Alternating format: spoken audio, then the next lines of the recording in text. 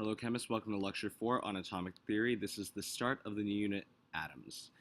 So note here during this lecture in red, anything in red is what you should add to notes, and notes to fill in are often going to be underlined. Let's first discuss and review atoms and molecules. Atoms are the smallest units of an element that retain the element's properties in a reaction, whereas molecules are two or more atoms that are chemically combined together in specific shapes. Let's remember that there is a relationship between the structures of atoms and the associated properties. Specifically, if you have differences in the composition or structure of atoms, that will lead to differences in physical and chemical properties. And note that differences in composition can either be differences in number or in type. Take the example of oxygen, which is O2, versus ozone, which is O3. Even though both of these have oxygen, because ozone has 3 atoms in its molecule of oxygen, whereas O2 has 2 atoms of oxygen in its molecule, this leads to a difference in composition, and therefore, ozone has different properties than oxygen does. Finally, let's note the differences between molecules and compounds. In molecules, the atoms can either be the same, such as in the case of the molecule N2, which is a diatomic element, or they can be different, such as in the case of CO, which is a compound. On the other hand, the atoms of elements and compounds must be different no matter what. Alright, so now let's get into atomic theory, which contributed to our understanding of what the atom in chemistry is, which is, as we know, the fundamental unit of matter. So start with John Dalton in 1803.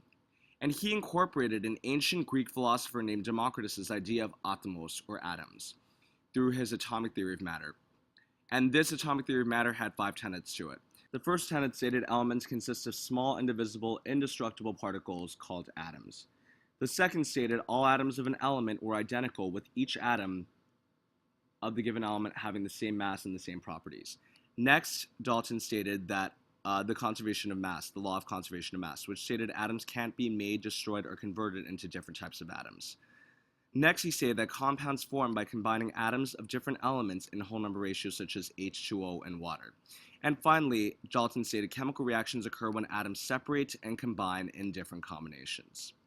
One such example is when you have 2 molecules of hydrogen, 1 molecule of oxygen, and separate each of these molecules, then recombine them to form 2 molecules of H2O like this. Alright? Now, Dalton's contribution to atomic theory was the atom, which is the most basic unit of matter. And his his model of the atom was called the billiard ball model, which you should draw down here in your notes. And this billiard ball model stated the atom is a small indivisible particle of uniform density throughout that looks like this. So it's just basically a solid sphere like this. Next, J.J. Thomson in 1897 contributed further to our understanding of the atom through his cathode ray tube experiment. And in this experiment, he experimented with a negatively charged cathode ray, which is shown in orange here, in an evacuated cathode ray tube. Basically, what happened in this cathode ray tube is you had electrical currents passing through a vacuum, like this, with this negatively charged cathode ray beam shown in orange.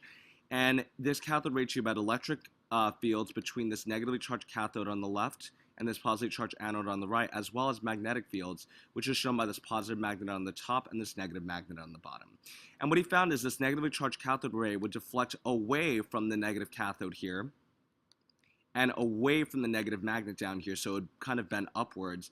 And instead, it would bend towards the positive anode on the right here, and furthermore, it would bend upwards towards the positive magnet up here. And this is because like charges repel while opposite charges attract, meaning that this negatively charged cathode ray, because it had a negative charge just like the cathode and the negative magnet did, would bend away from them because of like charges repelling, meaning negative repels negative. And on the other hand, it would attract to its opposite, which are the positively charged magnet on the top here and the positively charged anode. Alright, now Thomson's contribution to the atom was the discovery of negatively charged particles that he called electrons. Subsequently, J.J. Thomson's model of the atom was known as the plum pudding model, which is what you should draw from down here in your notes. And in this plum pudding model, he said the atom was a mostly positive empty space shown by this pink positive sphere here, with negatively charged particles spread throughout that would float around and each have a very small mass. So these negatively charged electrons would be spread throughout the mostly positive empty space, and they would have a very small mass each. Okay?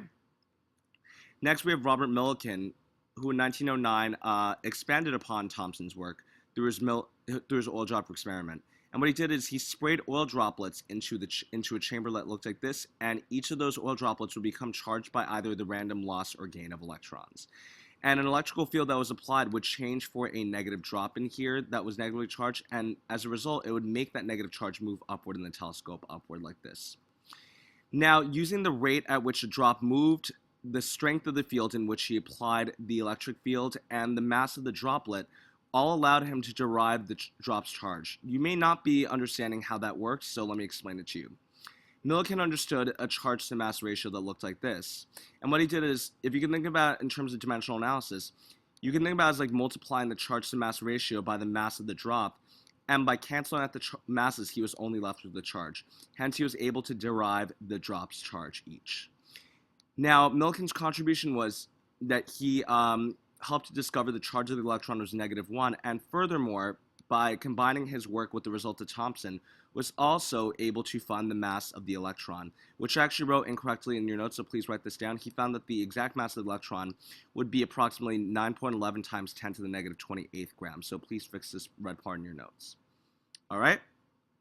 Next, we have Henri Becquerel and the Curies. And Becquerel worked with radioactivity in relation to atoms. Specifically, he explored phosphorescence, or light emitted by substance of materials. And his contribution was he discovered radiation in an element known as uranium. Now, Marie and Pierre Curie extended upon Becquerel's work, and they attempted to isolate the source of radioactivity in this uranium. And a very important contribution that Marie Curie made on her own was she found that the element thorium, much like uranium, would emit radiation. She further found out that the quantities of radiation emitted by an element like thorium would depend on the amount of element in a compound. Hence, what she concluded was radioactivity may arise from the atoms themselves rather than how the atoms were arranged.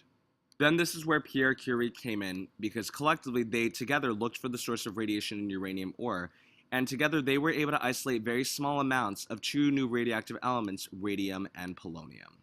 The next scientist who contributed to our understanding of the atom was Ernest Rutherford, who in 1911 conducted the gold foil experiment. In this experiment, he bombarded gold foil, shown down here, with positively charged alpha particles, shown in red here. And he found that most alpha particles would pass through undeflected like this, with only a very few number of alpha particles deflected at larger angles like this and like this. What this showed was that most of the atom was an empty space of negatively charged electrons with a small, dense, positively charged nucleus at the atom center. This makes sense if you think about it, since positive alpha particles would attract to negative electrons, since opposites attract.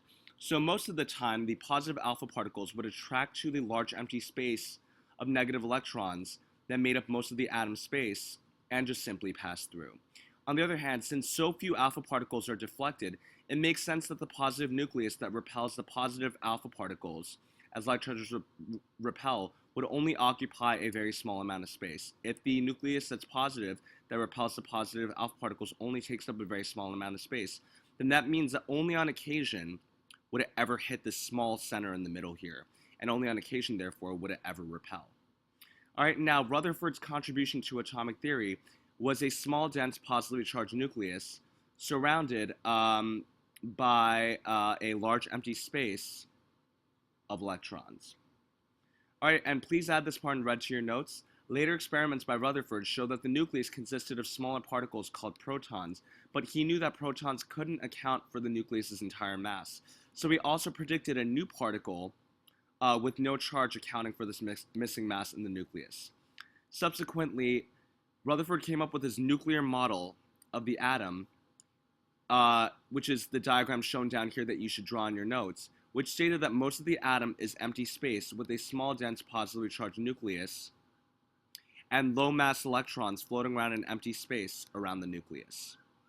All right? Now, James Chadwick in 1932 next discovered the neutron that Rutherford predicted, specifically this new particle with no charge that made up for the missing mass in the nucleus, that accounted for any missing mass in the nucleus that protons could not account for. Okay? Next came Niels Bohr in 1913, whose theory stated that electrons travel in discrete fixed circular pathways around the nucleus called orbits, also known as electron shells. Now, Bohr's contribution to atomic theory was orbits. And you should add this part in red to your notes that describes orbits further.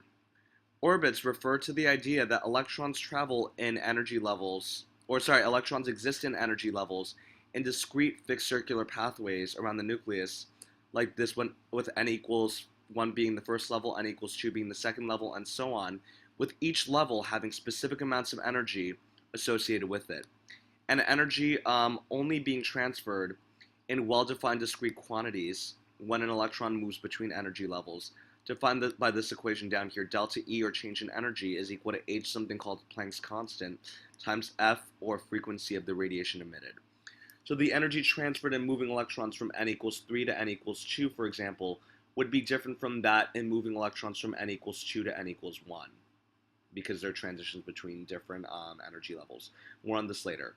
Now, Niels Bohr's model of the atom was the planetary model, where electrons would travel in discrete fixed circular pathways called orbits around the nucleus, held in place by a proton. Then, and this makes sense since the positive proton in the middle here would attract the negative electrons in the orbits and hold them in place. The name planetary model, therefore, should be fitting to you because you can think of the attractive force of the proton in the nucleus as a gravitational force of the sun in our solar system, attracting electrons analogous to planets and really holding them in orbits like this. All right? Yes, and this is the picture of the planetary model that you should draw in your notes, so please make sure you draw this. Next came various scientists who improved upon Bohr's model. Bohr's model was limited because it couldn't describe electrons and atoms other than hydrogen. So to fix this and add this in red to your notes, enter quantum theory, a new theory with a more mathematical model based on probability that overcame this limitation of Bohr's model, with possible applications to elements beyond hydrogen. Now, a scientist named Louis de Broglie and other scientists in the 1920s and 30s showed quantum theory described a probabilistic theory of where electrons could be located in an atom, resulting in orbital theory, which we'll discuss next. Last in our journey through the development of atomic theory and atomic models is Erwin Schrödinger and others in the 1920s. Their collective work with experiments leading to the orbital model were more thought experiments that involved probability and mathematics. Now, the contribution of Schrödinger and others to atomic theory was orbitals, which we'll describe in a minute. Through the work of Schrödinger and others in the 1920s, the orbital/wave mechanical/electron cloud model, and by the way, all three of these are synonymous with one another and refer to the same model, came about. And the model, whichever name you use, they all refer to the same model, stated that electrons exist in orbitals or regions of space within the atom where electrons have their highest probability of, or were most likely to be found. All right, now down here is the picture of the orbital model you should draw in your notes. And please add this part in red to your notes as well, that the darker, denser regions shown here in this model where there's a higher probability of locating the electrons. So in this dark region here, there's a higher probability of finding electrons, and if you deduce, obviously, the further out you go, the less probability you have of finding electrons. All right. Now this model still contains a dense positive center, i.e., the nucleus, with a mostly empty space of surrounding negative electrons, with electrons existing outside the nucleus in this mostly empty space. The key difference here, however, is that this model is based on probability in terms of where electrons are located. I should also note that this model forms the basis of our modern understanding of the model as it stands today. Which brings me to my last point, atomic structure. Today, we understand the atom as follows, and this is basically the basic idea of everything. So we know today that the atom consists of mostly empty space, and the majority of the mass of an atom is concentrated in a very small, dense, positively charged nucleus at the center of the atom. And finally, we understand that negatively charged electrons with very low mass are most likely found in regions around the nucleus called electron orbitals or electron clouds. So putting all this together, through the contribution of all these scientists, the basic idea here, and you should write this in red somewhere in your notes, is the atom consists of a very small, dense, positively charged nucleus that accounts for most of the mass of the atom, surrounded by a cloud of very low mass, negatively charged electrons in something called the electron cloud, or electron orbitals. All right, that's it for today. please just make sure you write these notes and complete the problem set. All right, have a great day. Bye-bye.